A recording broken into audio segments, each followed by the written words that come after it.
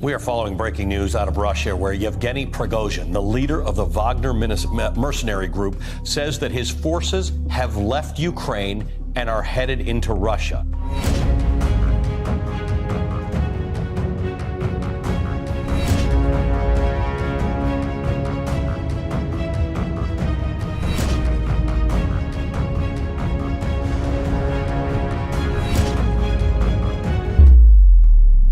So Vladimir Putin almost just drove all of Russia, a very nuclear-armed country, into an entire civil war.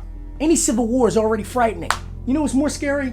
A civil war with loose nukes floating around the world. That is terrifying. And that's exactly what almost happened. Let me explain. First, who is the Wagner Group? The Wagner Group is basically a group of mercenaries who fight in wars all around the world, particularly in Africa, but also in the Middle East and pretty much anywhere else that the Kremlin/Vladimir Putin tells them to. In return, they get very rich and funnel the money back to Russia, and Russia gives them political cover from the world without them having to have any legal liability.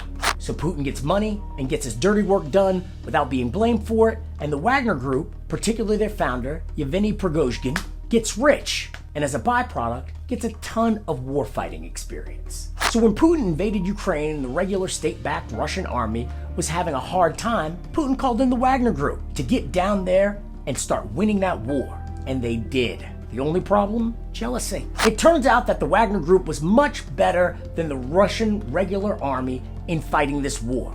They were better equipped and had more experience in fighting, so they were better organized. And because these two forces had never fought together before, they coordinated poorly.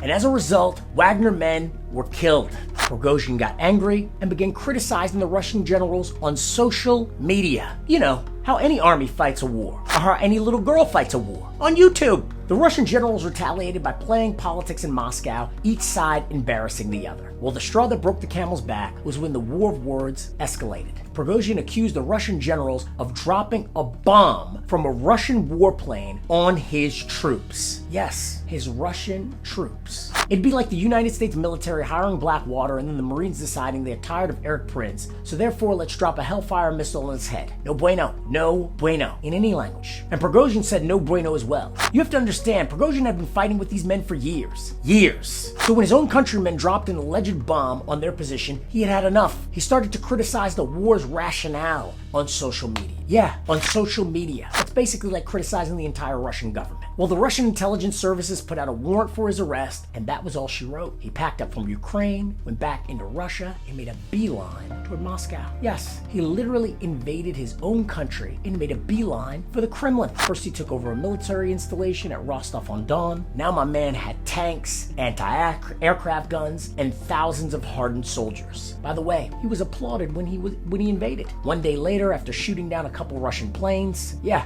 you heard me, he traveled 500 miles and was 250 miles outside of Moscow. They went along the M4 highway, which goes northward straight to Moscow, where roadblocks began going up. About halfway, 300 miles from Moscow, in Voronezh, Russian military helicopters opened fire on them. A warehouse and fuel tanks were destroyed, and Wagner forces reportedly shot down 6 Russian helicopters and a plane. Wagner forces continued to move north, but by the time they were within 125 miles of Moscow, a deal was reached.